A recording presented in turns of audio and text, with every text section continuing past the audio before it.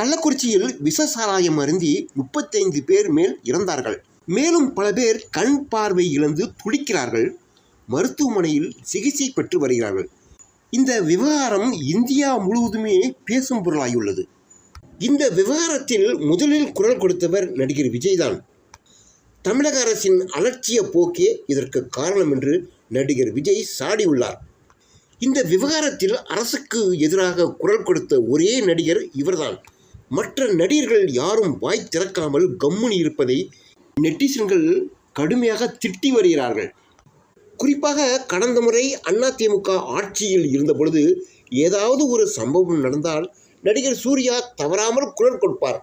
ஒருமுறை அதிமுக பிளவுபட்டு OPS தர்ம யுத்தம் நடத்திய சமயத்தில் இப்பொழுது மிச்சர் சாப்பிட்டு கொண்டிருப்பது நாம் தான் மக்களே என்று சூர்யா பதிவிட்டிருந்தார்.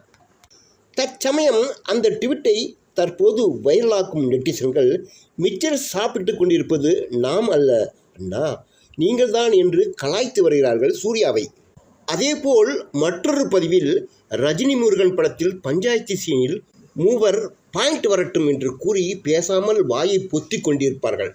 அந்த புகைப்படத்தை பதிவிட்டு கமல், சூர்யா, சத்யராஜ் ஆகியோர் தற்போது இப்படித்தான் இருக்கிறார்கள் என்று ட்ரோல் செய்து வருகிறார்கள்.